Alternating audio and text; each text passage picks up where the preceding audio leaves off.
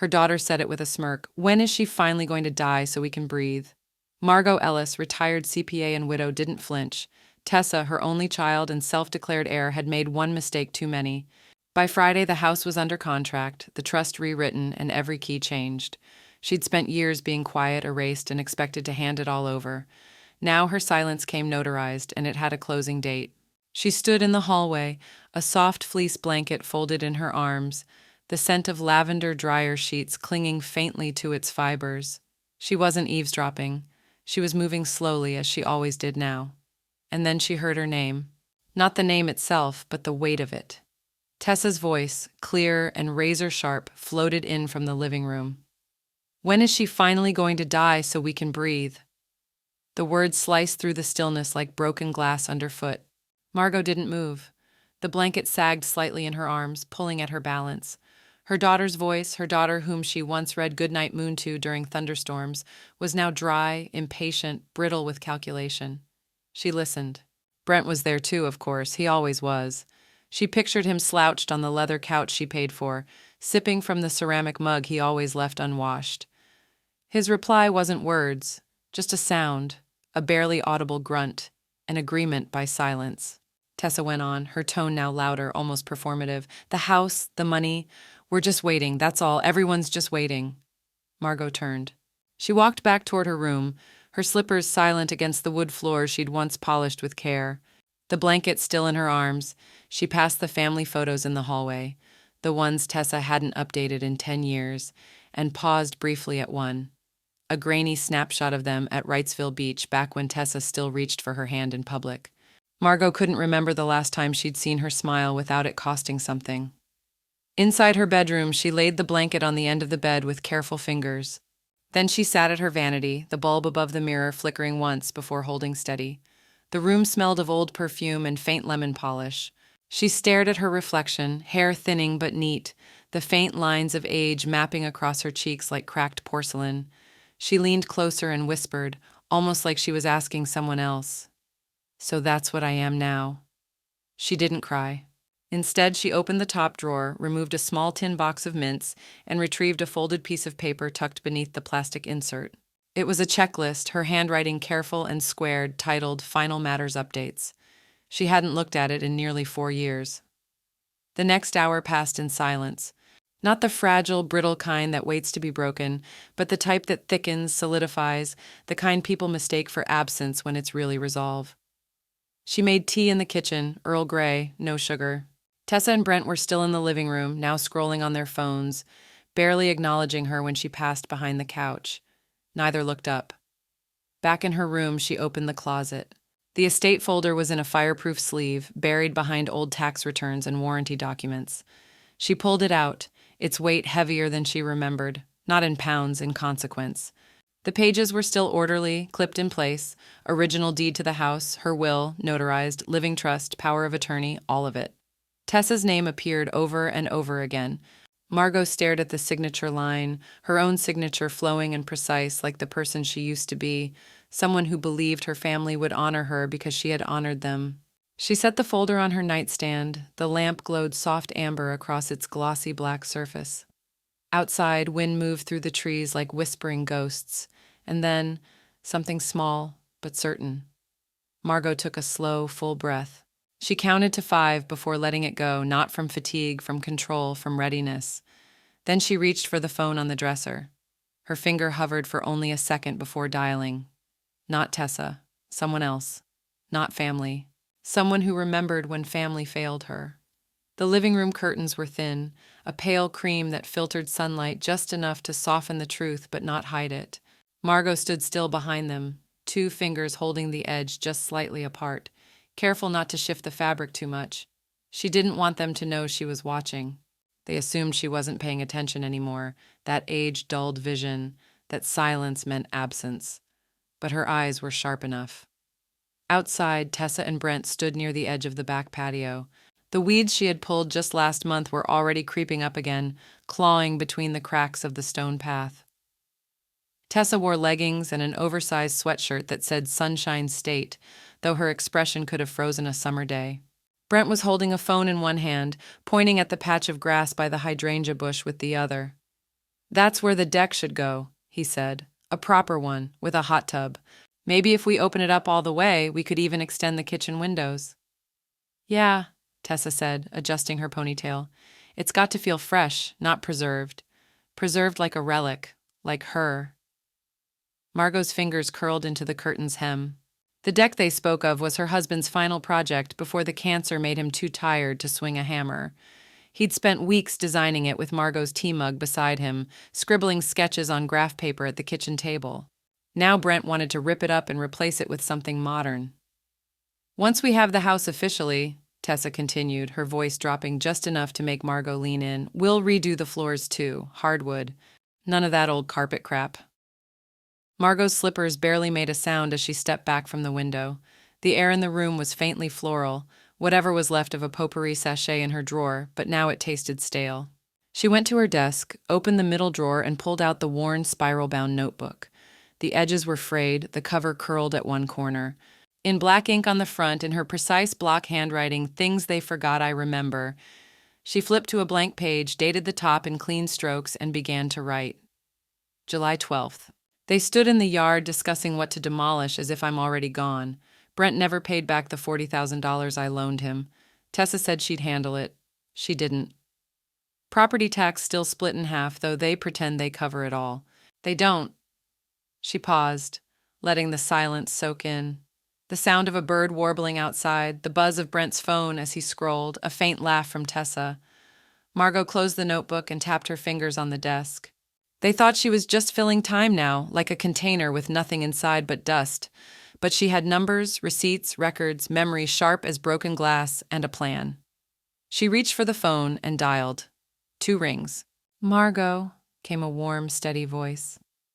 I was just thinking of you, Miriam, she said, voice calm. I'm ready. A pause, then, ready for what? Margot walked back toward the window, this time drawing the curtain wide open. To breathe, she said. Before they do.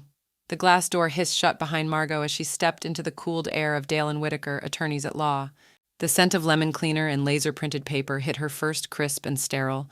Not like home, not like anything that belonged to them. Miriam's office was tucked in the back, past a row of copy machines and cubicles with motivational quotes taped to partitions.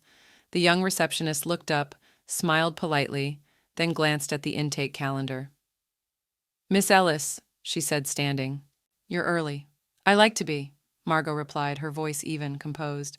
It's the accountant in me. Old habits. Miriam Dale stepped out just then, her salt and pepper bob tucked neatly behind her ears, a legal pad in one hand and an espresso in the other. There's my favorite client, she said warmly. Come on back, Margot. I brewed the good stuff today. Margot followed her into the office, all mahogany and clean lines, books lining the wall in hardback formation like legal soldiers. She took her usual seat, the chair she'd first sat in 12 years ago to draft a will she thought would mean something. Miriam closed the door and clicked on her tablet. You said you were ready, she began. Ready for what exactly? Margot placed the folder on the desk with quiet finality. To turn off the lights, she said. Miriam paused, reading her expression. Not confusion, but clarity with a sharp edge. You're not dying, Margot. So let's not start acting like it. Exactly, she said, which is why I'm not leaving the lights on for people just waiting for me to burn out. There was a moment of silence, not uncomfortable, but charged. Miriam opened the folder. Documents lay crisp and untouched. Living trust, durable power of attorney, will, home deed, insurance beneficiary forms. Every signature inked by a woman who once believed her daughter would do right by her. Tessa's listed on everything, Miriam said. Still, sole heir, successor trustee, POA, health proxy. Margot didn't blink. Remove her from all of it, she said. Miriam arched an eyebrow. Everywhere? Everywhere. The pen in Miriam's hand stilled. Once we do this, it can't be undone without another round of notarization and documentation. Just want to make sure. I'm sure, Margot cut in gently. And I want a no-contest clause, ironclad. Miriam leaned forward. What happened? Margot's hands folded in her lap, fingers tight against one another. She said she's waiting for me to die so she can breathe. Her voice didn't waver. And Brent nodded. Miriam didn't react the way people usually do, not with pity or outrage, just quiet understanding. Then let's shut them out, slowly. First, we'll start with the bank. Within 30 minutes, all joint account links were severed. Auto payments to shared utilities gone. Access to Margot's personal funds revoked. She requested every notification be paper only, sent to a P.O. box Miriam had helped her set up years ago and that no one in the family knew existed. Next, they redrafted the trust. Tessa's name vanished with a single line strike. Insurance forms were updated, emergency contacts replaced. "Do you want to name the new beneficiary now?" Miriam asked, clicking through fields on her screen. "Or wait?" Margot hesitated, not from uncertainty but calculation. She wasn't ready to say the name aloud. Not yet. "Give me a placeholder for now. I'll confirm later." Miriam nodded. "All right, I'll flag it for revision." Outside, thunder rolled, summer heat pressing against the office windows like a held breath. Margot looked at the glass, her reflection dim. "You know, they keep asking if I've made my arrangements, like I'm a guest overstaying." "You own the house," Miriam reminded. "That's not just shelter, that's leverage." "It won't be theirs," Margot said. "Not one floorboard." Miriam tapped a few more keys, then turned the screen toward her. A new draft of the will. The header already changed. Blank fields waited for names, real names, deserving names. She slid the paper copy across the desk. "So," Miriam asked, pen ready, "who do you want to give it all to?" The call connected after only 2 rings. "Margot?" Lillian's voice cracked through the line, warm with surprise but instantly concerned. "Is everything okay?" Margot stared out at the dying azaleas in the front yard, their leaves curling like tiny fists. "I need to talk to you," she said softly. "Face to face. Can you come?" There was no hesitation on the other end, not even a question. "Just breathe. I'll leave before lunch. Be there by 4 o'clock." When the doorbell rang hours later, Margot's hands trembled just slightly as she turned the knob. And there she was.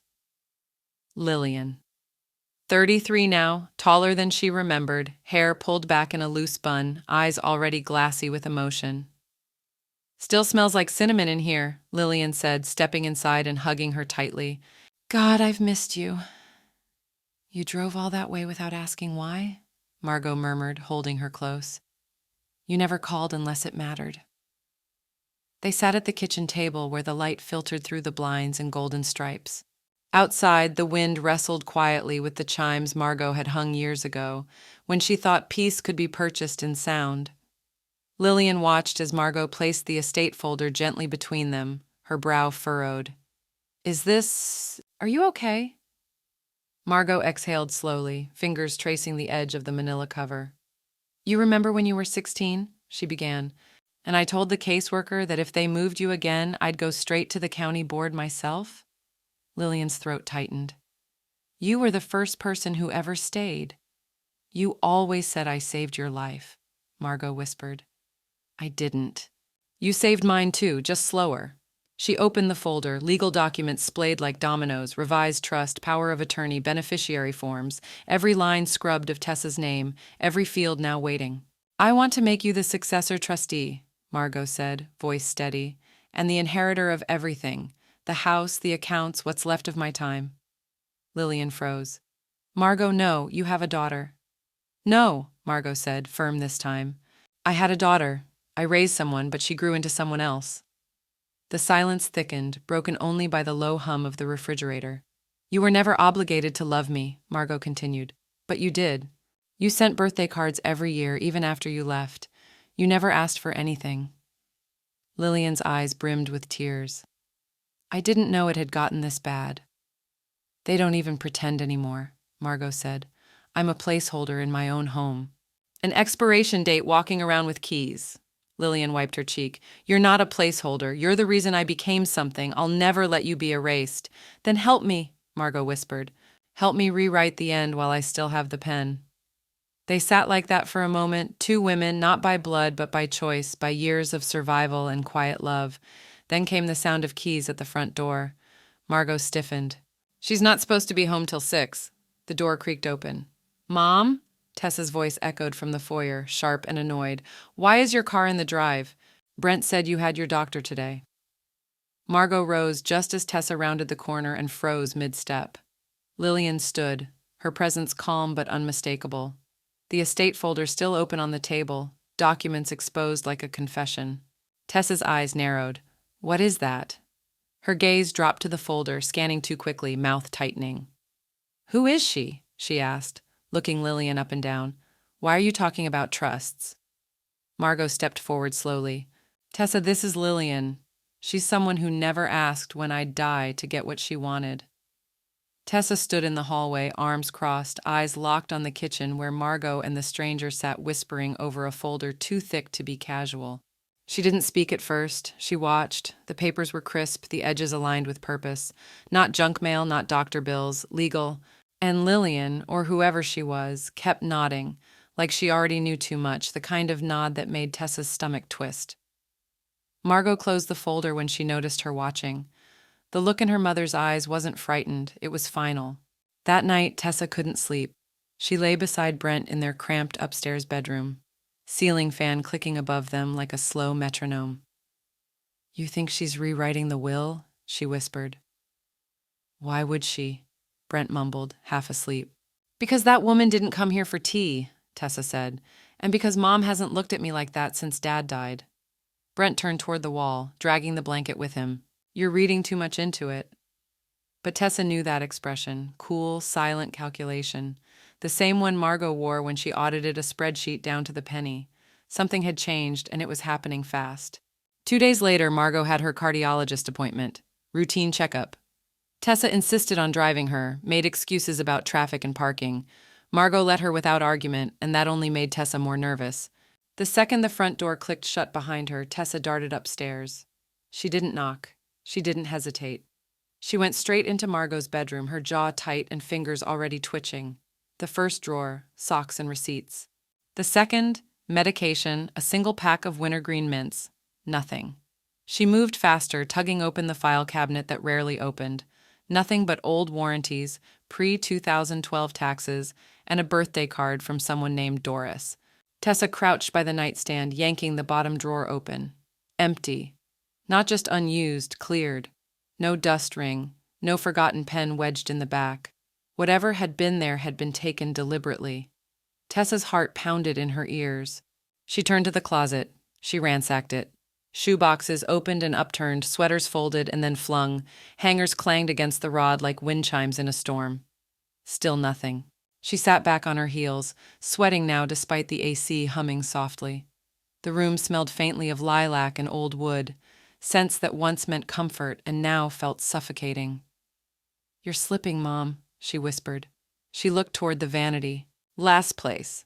She slid open the mirrored drawer and rifled through combs, half-used tubes of lipstick, and a faded appointment card from Margot's late husband's oncologist.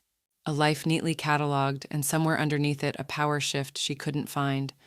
Then her fingers caught on something, a folded sheet of paper, just one, out of place, crooked. She pulled it out, unfolded it. It was a photocopy of a utility bill. Her name and Margot's both listed, but Margot had drawn a red X through hers and circled Tessa's.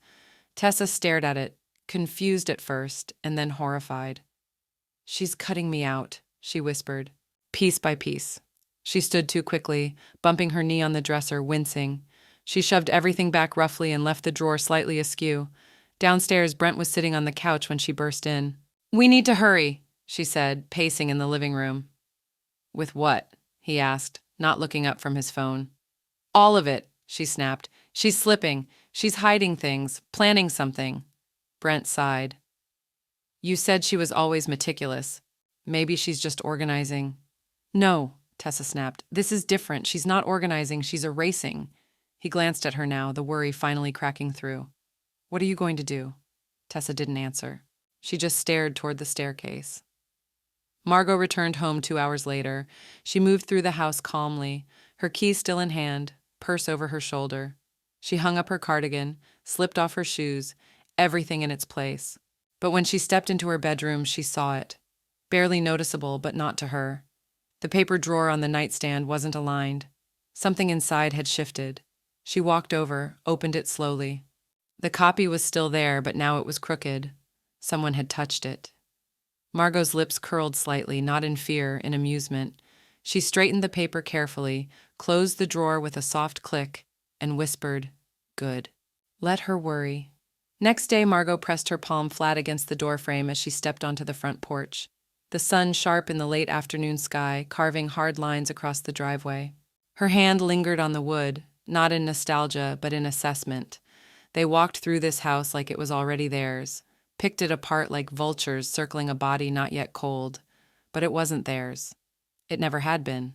The man waiting at the curb wore a navy sport coat and cautious optimism. Stephen Masters, mid-40s, clean-shaven, the kind of realtor who preferred eye contact over sales language. "Mrs. Ellis," he asked, stepping forward. "We spoke yesterday." "Margot's fine," she replied, unlocking the side gate instead of the front door. "Let's come through the back. Less traffic from upstairs." He nodded, following her around the trimmed hedges and under the creaking pergola where her husband once strung Christmas lights even in years no one visited. They stepped into the kitchen from the side entrance. Margot moved quickly, confidently, like a woman giving a tour of someone else's home. Stephen glanced around, taking in the custom molding, the refinished floors, the clean lines of a house maintained by habit more than love.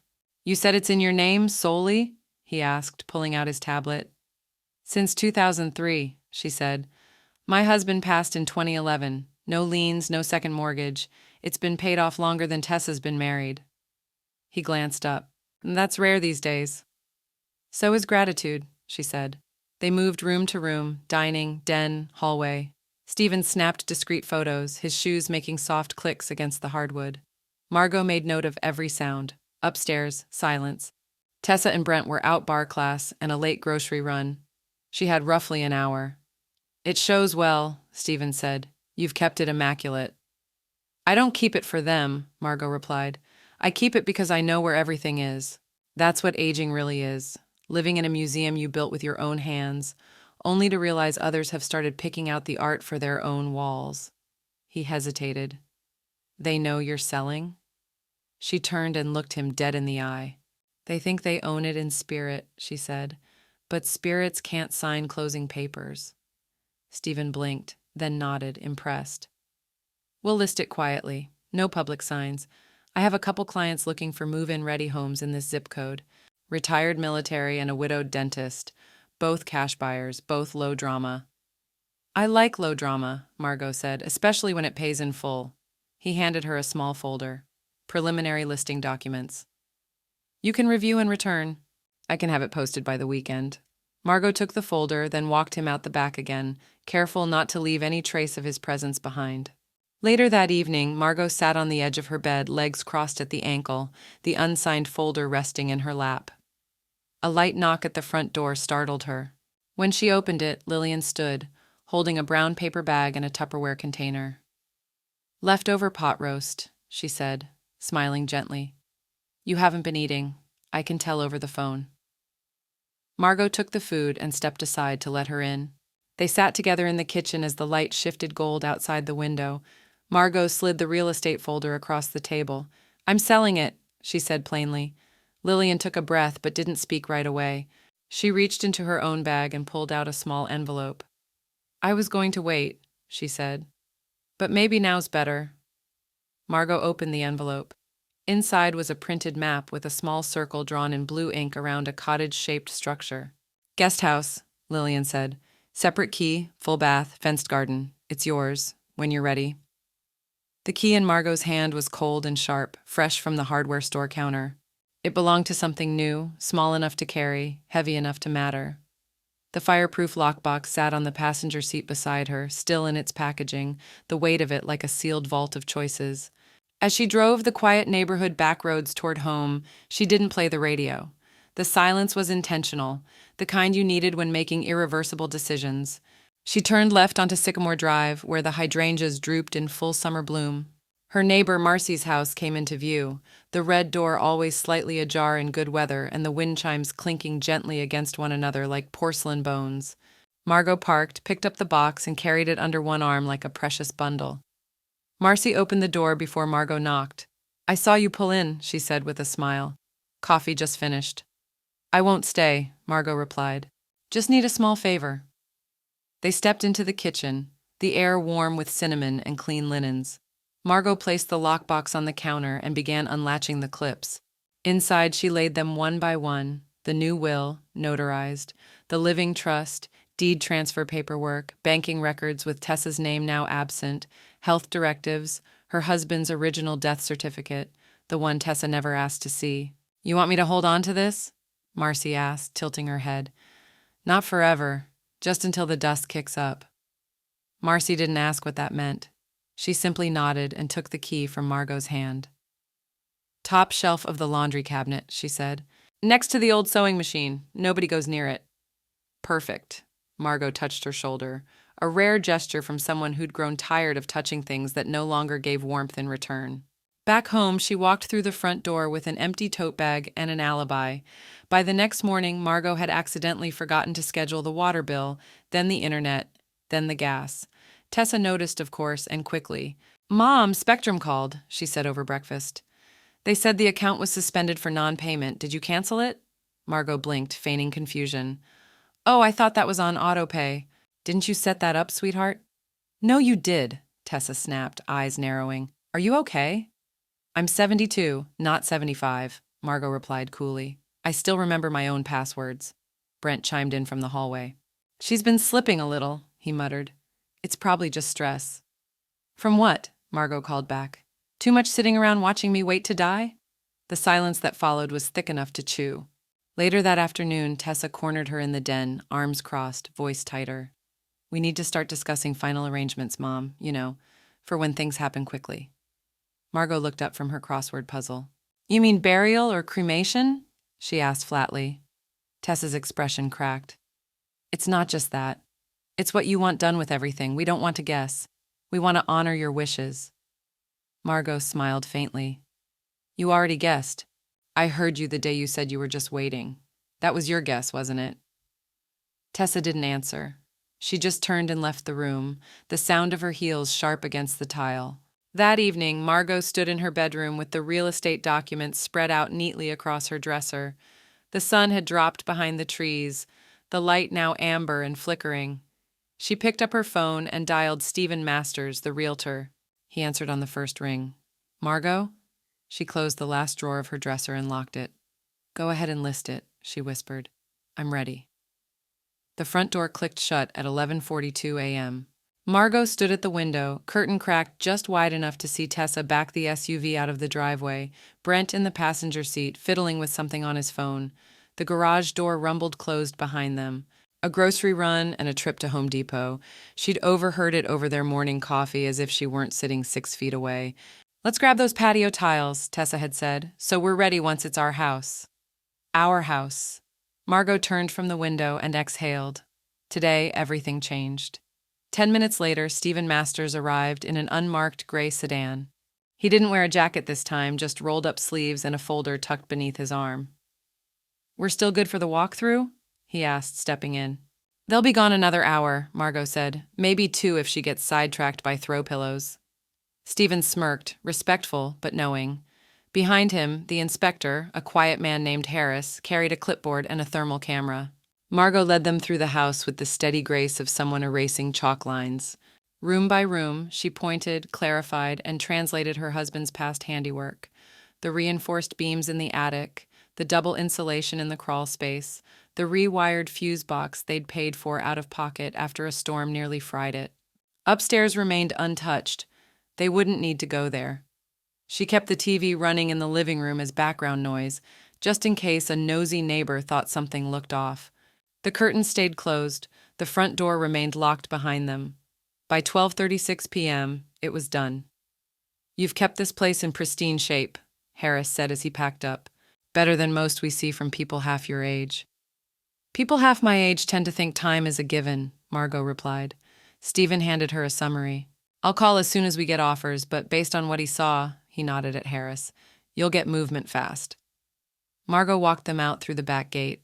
The sun was high now, hot against her face, but it felt earned, like the warmth that arrives after a long, bitter winter. Inside, she moved quickly. In her bedroom, she opened the linen closet and pulled down the old suitcase with wheels that wobbled slightly. She packed only what mattered: her mother's pearl earrings, a photo of her wedding day, the ledger she'd kept since 1991, 5 changes of clothes, her heart medication, 1 red cardigan she refused to part with. From her nightstand, she slid out the envelope labeled Closing Docs and placed it carefully in a leather handbag, the same one Tessa had once mocked as geriatric chic. She opened the drawer to Brent's home office, a converted hallway closet, and retrieved the small figurine of a glass hummingbird she had once tucked there for safekeeping. He never noticed. He never asked. In the kitchen, she paused only to grab the recipe box. Not because she needed it, she knew every one of them by heart, but because the handwriting was her mother's, her sister's, her husband's, people who had cooked for love, not leverage. She moved silently, like fog rolling through a familiar valley, touching everything one last time without disturbing it. At exactly 2:07 p.m., the garage door opened again. Margot was seated in the den with a crossword puzzle open in her lap and a glass of iced tea beside her, calm as glass. "They were out of the Moroccan tiles," Tessa called from the entryway, annoyed. "Can you believe that?"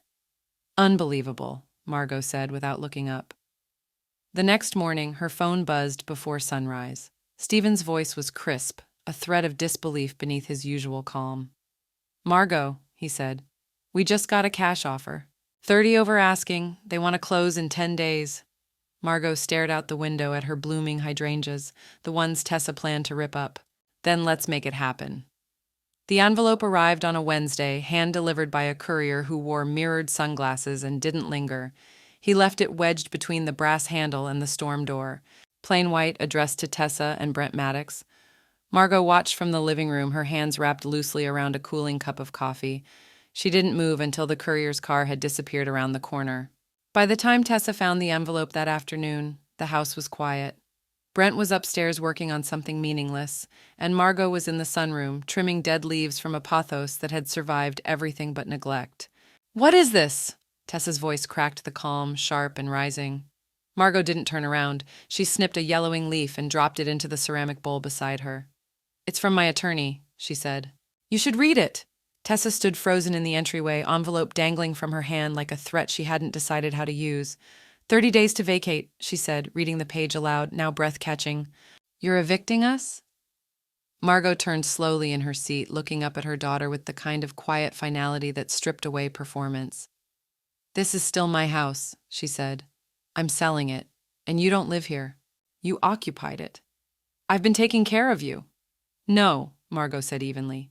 "You've been waiting me out." Footsteps pounded on the stairs as Brent appeared, face tight with disbelief. "What the hell is this, Margot?" "Legal notification," she replied. "You have 30 days. You'll be lucky to get that much." Brent stalked forward, paper trembling in his grip. "This is your daughter, for God's sake!" Margot met his glare with an expression carved from granite. "She died," Margot said coldly, the moment she asked when I would. Tessa's mouth fell open. "You can't be serious," she whispered. "This is crazy. You're losing your grip?" "No, darling," Margot said softly. "I'm reclaiming it." The silence that followed was explosive, bigger than any shouting could have been. The tick of the wall clock, the faraway rumble of a passing lawnmower, the clatter of a spoon slipping off the counter in the kitchen. Tessa's face contorted, disbelief melting into fury. "This is my childhood home," she hissed. "You'd throw me out like a stranger." "You made me one first," Margot replied. "Every time you reduced me to an obstacle. Every time you sat with him," she gestured toward Brent, "and measured your future against my breath." Brent slammed the envelope on the table. "We've sacrificed for you. I had to turn down work to be nearby." "You used my name to secure your business loan," Margot cut in. "I covered half your taxes. I bought your wedding rings, Brent, and you've never paid me back, not in money, not in decency." Tessa moved toward her now, trembling, eyes wide. "You'll regret this," she spat. "You'll die alone and cold, and no one will be there to change your diapers." Margot stood calm and unshaken. "I'd rather die alone with dignity," she said, "than live another year suffocated by entitlement." She picked up the ceramic bowl of clippings and walked past them both, the rustle of the dead leaves louder than the ringing silence in her wake. That evening, Marcy called. "They've been outside for an hour," she said, "just pacing. Brent looks like he's about to kick your mailbox." Margot chuckled. "Let them. Wear down the pavement. It's the only thing they'll leave their mark on." In the background, her kettle whistled. She moved to turn it off, her steps light. "You've really done it," Marcy said, awe in her voice. "You're free." "Not yet," Margot replied. "But they are." Next morning, it started with a post. Tessa's name sat atop the Facebook status in familiar blue. Below it, an image of Margot's house, her porch, her rocking chair, even the little ceramic frog by the flower beds, cropped for sympathy. The caption read like a plea: "Our hearts are breaking. My elderly mother is no longer of sound mind, and we're doing everything we can to get her help.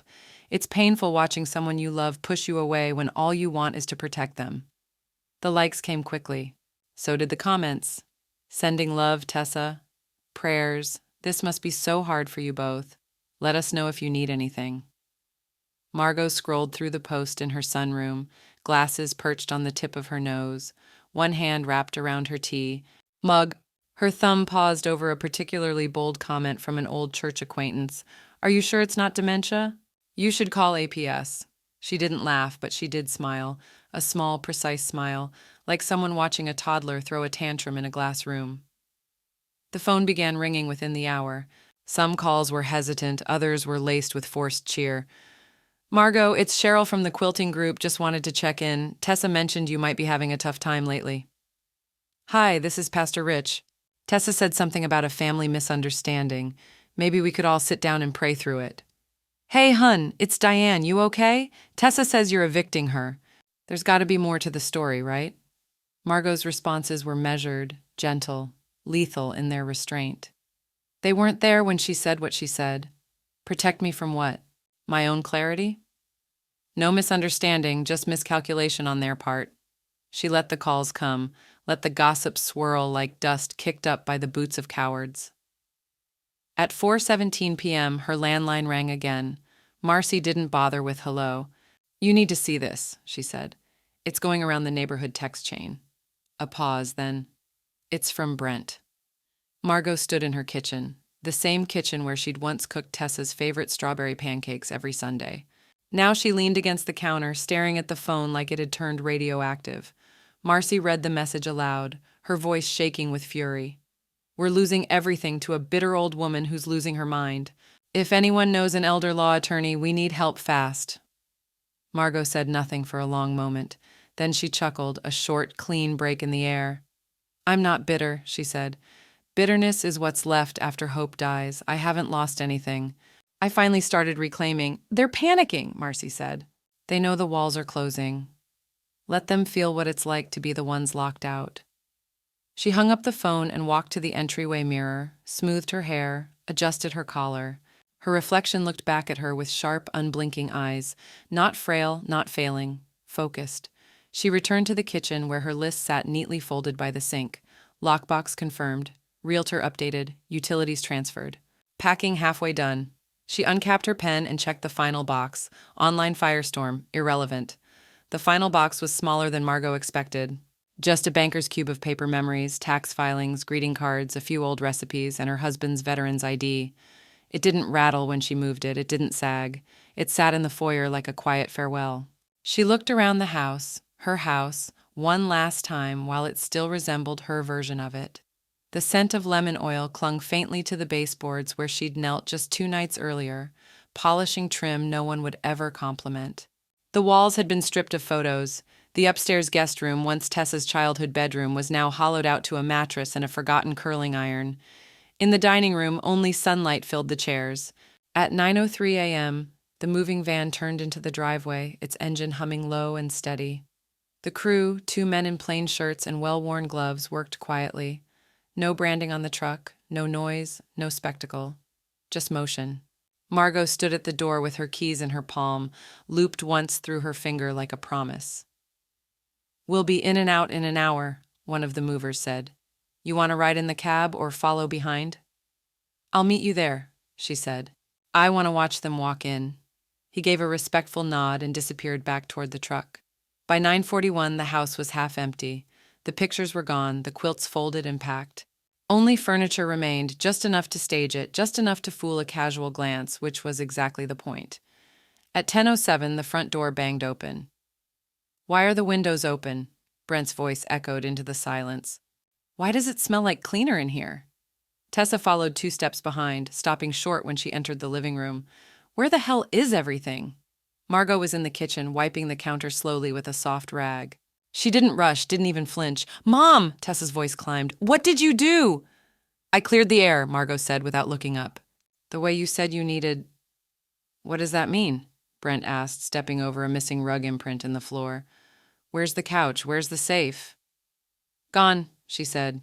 "And secure." Tessa's heels tapped furiously as she crossed the room, wild-eyed. "Are you seriously—" She choked on the words. "Are you leaving?" Margot looked up at her, really looked. Tessa's mascara was half-smeared, probably from crying in the car or shouting into her phone. She looked not just stunned, but caught. "You wanted space," Margot said. "I'm giving it, in square footage." Brent opened a cabinet. Empty. Tried the hall closet. Just a broom. "You did all this without saying a word," he said, shaking his head. "That's not what family does." "Then maybe you were never family," Margot said, voice calm as still water. She walked to the kitchen table and laid a single sheet of paper in the center, printer paper, neatly trimmed, perfectly typed. She'd printed it this morning, first thing. It didn't scream, it didn't threaten, but it ended. Tessa stepped closer and read it out loud. "You took my breath. I took my name back." A choked sound escaped her lips, not quite a cry, not quite a gasp. "You're serious?" Margot walked past her, not touching a thing. "You'll be fine," she said. "You have a whole world now, just not mine." Brent followed her to the door. "You'll regret this," he said again, quieter this time. Margot paused, hand on the knob. "No," she replied. "I've regretted not doing it sooner." She stepped outside, sunlight warming her face, the air crisp and clean after last night's rain. She inhaled slowly, deeply. Once, twice, and didn't look back. The wire transfer hit her account at 8:06 a.m. Margot watched it happen in real time, sitting at Marcy's kitchen counter with her coffee going cold beside her. Her banking app refreshed, and suddenly 6 digits bloomed across the screen like a second sunrise. The house, their house, as Tessa had once called it, was no longer hers, and somehow she'd never felt more like herself. "You did it," Marcy said from the sink, her voice low with awe. Margot nodded, locking her phone and slipping it into her bag. "I did." There was no fanfare, no champagne, no sigh of relief or wild celebratory gestures. Just that quiet, precise click, the mental closing of a door. She left Marcy's with a hug, and the feeling that for once, the goodbye wasn't heavy. She wasn't leaving something behind. She was moving towards something. The road to Asheville curved like a ribbon through the Smokies, wrapped in the green of early summer. Margot drove in silence, windows cracked just enough to let in the scent of pine and honeysuckle. No one called, no one texted. She'd blocked them both, Brent and Tessa, the moment the sale cleared, let them scream into the void. She arrived just after noon. The sky had softened from morning gold to a gentle blue-gray, and the gravel beneath her tires crunched like applause as she turned into Lillian's long, tree-lined drive. The guest house sat tucked behind the main home, a cottage-style bungalow painted soft green with white shutters, and a porch swing already swaying in the breeze. Wind chimes above the door hummed gently, as if they'd been waiting for her. Lillian was waiting too, standing barefoot on the front step, arms open like she had every right to hold Margot, not out of pity, but out of belonging. "You're early," she said, smiling. "Or maybe right on time." Margot stepped into her arms and let herself breathe, truly breathe, for the first time in months. "I didn't stop," she said quietly. "Not once. Not even for gas." "You don't need to run anymore," Lillian replied. "You're already here." Inside, the guest house was light-filled and warm, all pale wood, soft rugs, windows cracked open to birdsong. A quilted throw rested on a linen armchair, and a small stack of books sat on the side table next to a vase of fresh-cut daffodils. In the kitchen, Margot spotted a loaf of banana bread wrapped in wax paper. On the counter sat a mug that read, "You are not invisible." "You thought of everything," she said, eyes scanning the space with quiet wonder. "No," Lillian said, handing her the mug. "I just thought of you." Margot unpacked slowly, savoring the slowness. Each folded blouse and every carefully packed photo frame now had a rightful place. She opened the bathroom cabinet and saw her favorite brand of lotion already stocked. Her name was written in block letters on a labeled drawer in the fridge. It wasn't just hospitality, it was homemaking for her. That evening, as dusk cooled the mountain air, Margot pulled back the sheets of the guest bed and found a handwritten card nestled against the pillow. Her name, Margot, written in Lillian's steady cursive. She sat on the bed, the paper soft between her fingers. Inside it read, "You are not a burden, you are home." Margot didn't cry, but her breath caught, not from sadness, but from the sudden shock of safety. For the first time in years, she let her shoulders drop. The weight she'd carried for decades, guilt, silence, sacrifice, rolled off quietly like a coat shrugged to the floor. The email came through at 9:18 a.m., with a subject line as predictable as it was hollow. Subject: urgent legal action regarding estate transfer. Margot read it while seated at the breakfast table in Lillian's guest house. The scent of toasted walnut bread curling through the air. Sunlight warmed her shoulder. The birds outside carried on without pause. It felt surreal reading Tessa's name there, as if betrayal could be formalized in Times New Roman. She clicked it open. The body of the email was curt and sterile. A local attorney named Craig Wiseman was now representing the interests of Miss Tessa Maddox and expressed concern over possible undue influence and suspicious timing of asset reassignment following a recent medical consultation. "They're accusing me of being manipulated," Margot murmured aloud. Lillian looked up from the stove. "Of course they are. It's the only way to explain why the golden goose got up and walked out of the coop." Margot smiled, but it didn't quite reach her eyes. 2 hours later, she sat across from Miriam Dale once again, this time in a downtown Asheville office suite with panoramic windows and steel gray carpet that absorbed every footfall like a whisper. Miriam didn't look rattled. She looked hungry. "They're going to regret this," she said, tapping her fingernail against a leather-bound folder. "You didn't just prepare well. You sealed this thing tighter than a submarine hatch." She opened the folder, revealing a symphony of signatures, notarized statements, medical evaluations, and 2 dated videos of Margot reading the updated terms aloud, in full cognitive clarity. "Undue influence," Miriam scoffed. "You made the changes in staggered intervals over months. You used separate witnesses, and we had your doctor submit a neurocognitive exam 3 weeks before the final amendment." "She'll still try," Margot said. "Tessa doesn't believe I can do anything without her." "Then let her pay someone hourly to learn otherwise." Miriam sent the formal reply that afternoon. It was short and sharp like a scalpel. "All actions taken by Miss Ellis were conducted under full mental capacity, supported by professional evaluation with clear documentation. All asset transfers occurred legally, voluntarily, and without external pressure. The updated estate includes a no-contest clause. Should your client proceed with litigation, she risks disinheritance of even minor assets not already reassigned." The silence that followed was colder than any screaming match Margot could have imagined.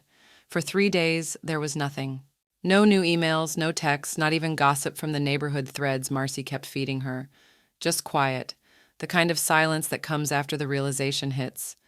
This fight was lost before it began. Then, on the 4th day, a single voicemail. "Hi, this is Craig Wiseman, returning your call. Just wanted to confirm we've withdrawn representation from Miss Maddox. After reviewing the documentation, well, frankly, there's no viable case here. Good day." Margot played the message twice, then forwarded it to Miriam with the subject line. Expected, but still satisfying. She put the phone down and walked out onto the back porch where Lillian was repotting succulents in mismatched ceramic bowls. "Was that them?" she asked, brushing dirt off her palms. "Their lawyer backed out," Margot said. "There's nothing to pursue." Lillian didn't cheer. She just gave a slow, satisfied nod, the kind you give when a long-held truth finally wins its day in court, even if no one else saw the trial. "They're out of moves then." "Not quite," Margot said. "They still have their rage, but no claim, no key, no voice in your life." Margot sat beside her, dipping her fingers into the cool potting soil. "That," she said softly, "is finally mine again." The morning air tasted different in Asheville, cleaner, sharper, like something that had never passed through anyone else's lungs. Margot stepped barefoot onto the porch, the wood cool against her soles, and drew in a deep, deliberate breath. It filled her fully, without guilt, without agenda, not measured against square footage, not tracked by anyone waiting to inherit what remained of her. It simply belonged to her. For the first time in years, so did the quiet. Lillian had already gone to the farmer's market, but she'd left a note taped to the coffee pot. Get the lemon muffins before the retirees take them all. Margot smiled, filled her mug, and let the screen door creak shut behind her. Across the garden, robins hopped through dew-soaked grass. Wind teased the curtains of the guest-house windows. Somewhere down the road, a dog barked twice, then stopped. Even sound felt less demanding here. Inside, her journal sat on the kitchen table, open to a blank page. Margot picked up her pen, ran her fingers over the groove in the spine, and began to write without hesitation. I'm alive on purpose. No one had forced her hand. No name hung over her like a contract. No breath she took needed to be justified to anyone circling her legacy like vultures with spreadsheets. By Thursday, she was attending the community book circle at the library downtown. The folding chairs were hard, the lighting too bright, and the coffee tepid, but the laughter was real, and when she introduced herself, no one asked who her daughter was.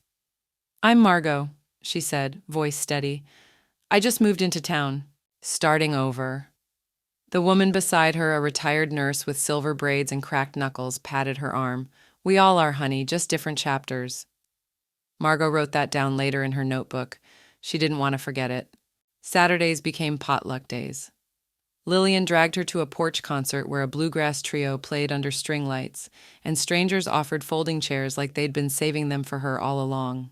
You sure you're not running for mayor next? Margot teased as they walked back home.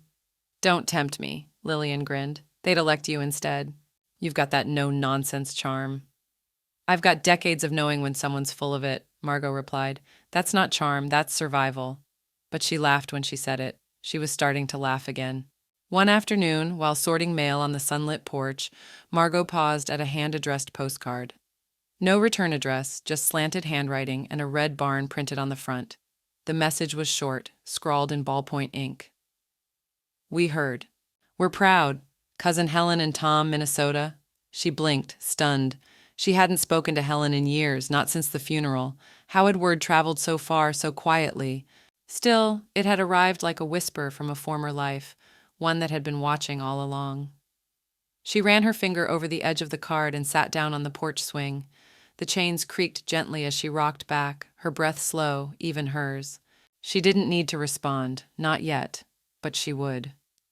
The letter had taken her 3 days to write, not because she didn't know what to say, but because she knew exactly what not to say.